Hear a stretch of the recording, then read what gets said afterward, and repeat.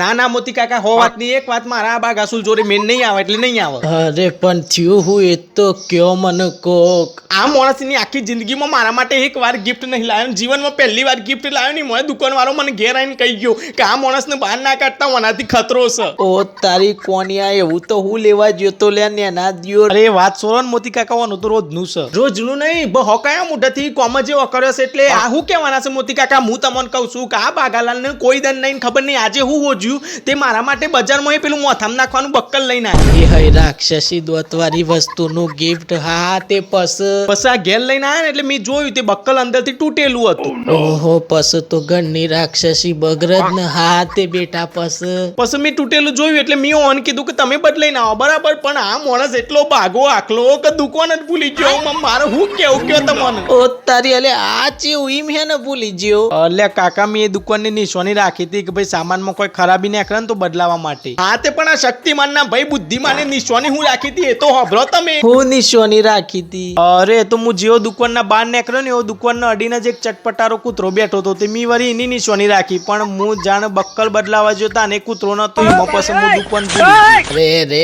પાડા તારી જિંદગીમાં ધૂળ પડી હારા મોતી કૂતરા. અલ્યા ચમ આવું બોલે છે ડોહા? મોતી તો તમારું નામ છે.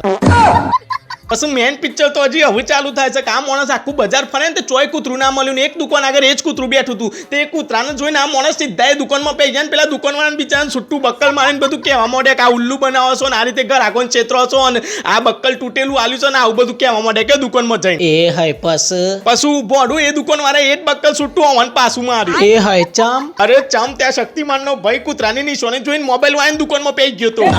રે દુર્યોધન તે એક 20 રૂપિયાના બક્કલમાં આખે આખા ધંધા જ બદલી નાખ્યા. આ ચેવું.